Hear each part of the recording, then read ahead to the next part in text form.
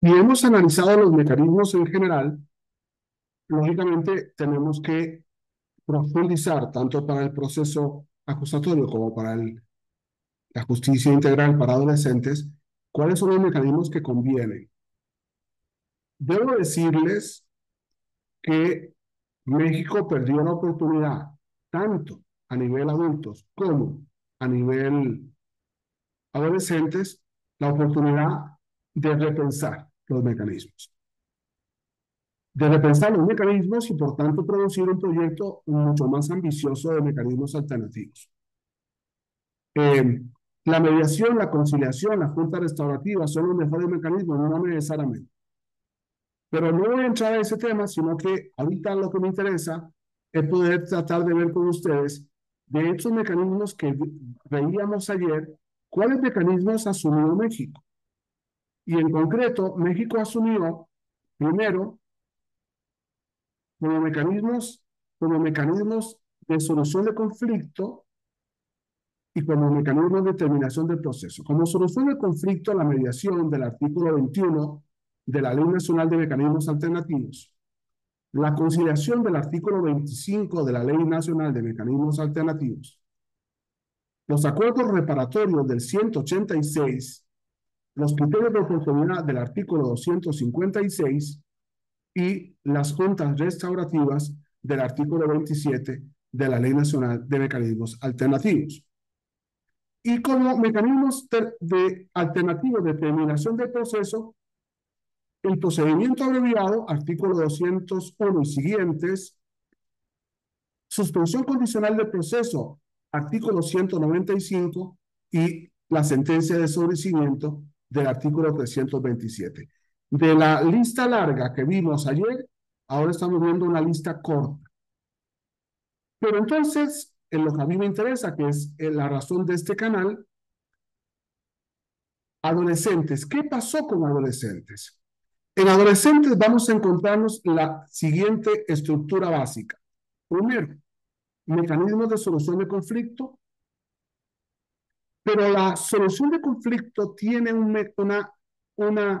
procedimiento previo. Eso es muy importante en justicia para adolescentes.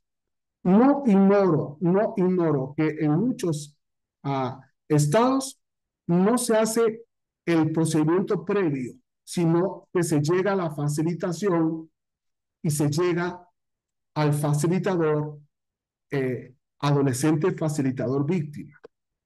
De hecho, me he dado cuenta de que violando la constitución política, los facilitadores no permiten la presencia del defensor.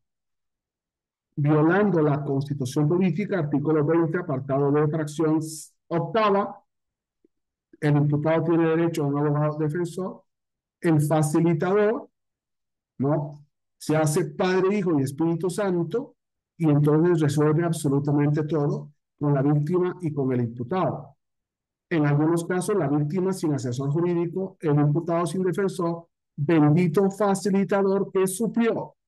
Y hoy se podría decir en México, perdón que me mofe, pero es que esto lo están permitiendo los abogados, lo están permitiendo los jueces, lo están permitiendo los fiscales, lo están permitiendo todos. Entonces, ¿para qué estudiamos derecho?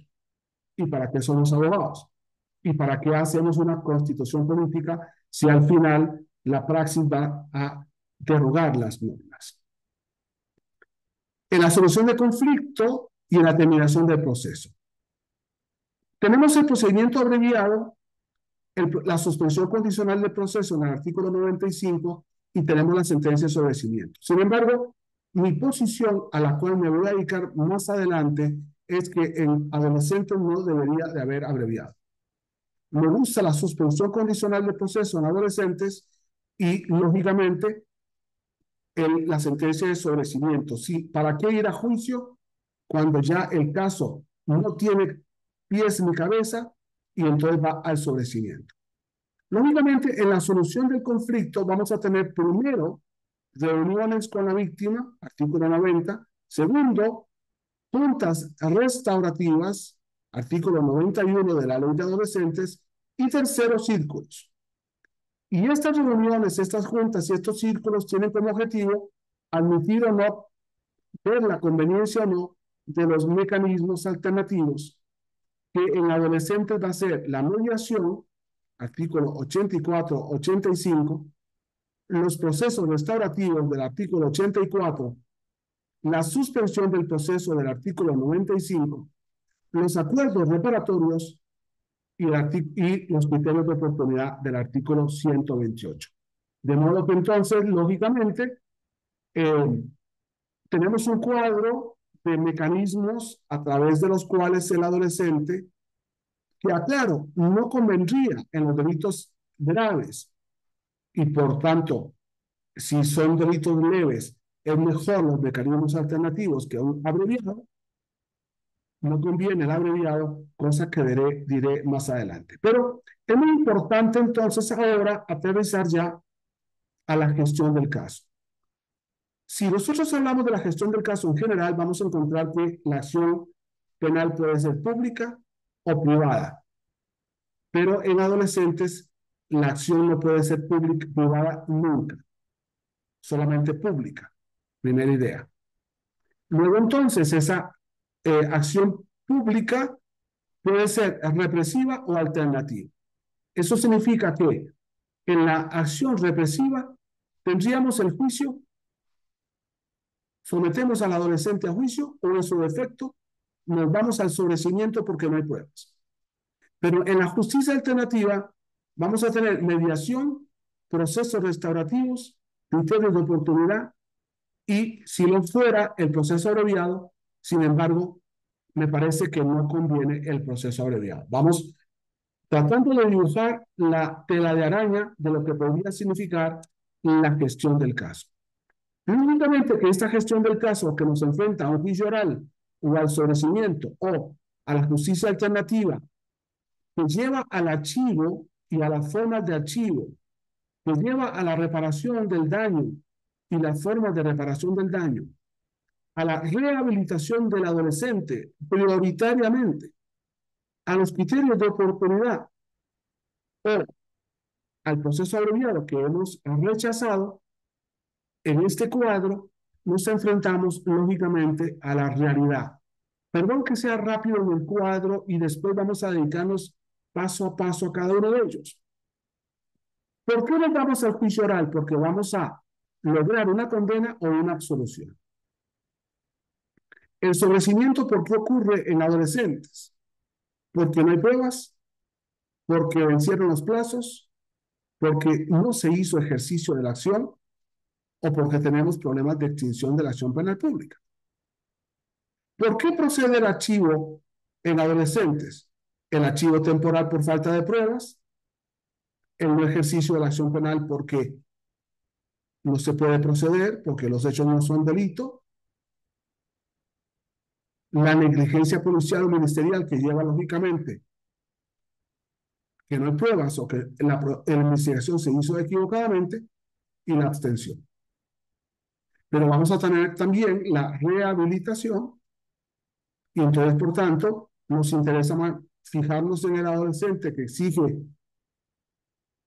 un proceso por drogas, por problemas de drogas, por problemas de licor, por problemas de situación psicótica, por problemas de hechos con hambre. Ahí estoy resumiendo las miles de posibilidades de rehabilitación al adolescente en 4. El proceso abreviado, que en definitiva lo único que hace es superar el tiempo. Y los criterios de oportunidad.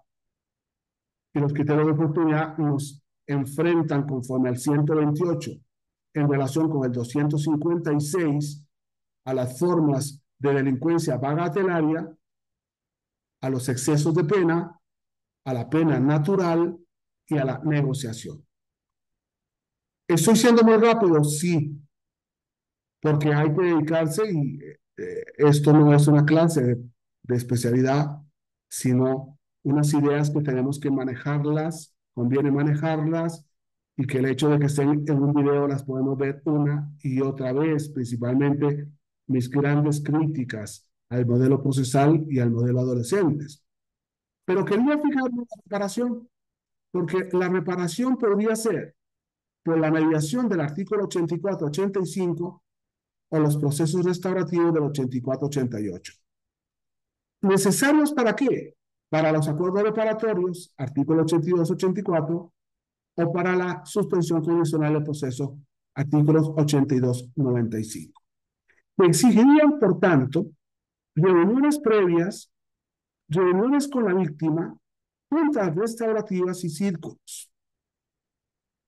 Y entonces con esto ya les puedo presentar la tela de araña de mecanismos alternativos a través de los cuales el proceso acusatorio para adolescentes tiene la importancia de la gestión del caso. ¿Significa que pierde importancia la prueba? No, porque la forma de archivo es un problema de prueba. ¿Significa que pierde importancia la teoría pragmática del delito? No, porque el imputado podría ser inocente y se tiene que probar la inocencia. Y podemos decir que no significa que lo demás deja de tener importancia, sino por el contrario. Y es lo más importante, que nos estamos enfrentando a un proceso en el cual hay una estrategia de litigio y una estrategia de proceso. Y esto es lo que tenemos que aprender los abogados cuando nos encontramos un caso concreto en el que el chico está sometido a proceso, que en ese proceso tenemos que analizar etapa por etapa, momento por momento, proceso por proceso, lo que más conviene. Los abogados tenemos que saber hablar con los papás lo que más conviene, es muy importante, porque no es un asunto de adultos en el que vamos a lograr la libertad por la libertad o vamos a lograr el abreviado por el abreviado, sino qué es lo que más conviene. Y cuando llegamos a una conclusión de lo que más conviene como expertos en adolescentes, que lo vemos como defensores con los padres, que lo vemos como asesores jurídicos con las víctimas, que lo vemos como partes con el fiscal especializado y a los tres con el juez especializado, entonces ya estamos haciendo un proceso especializado en adolescentes y no los automatismos que estamos enfrentando hoy en ese sistema. Muchas gracias.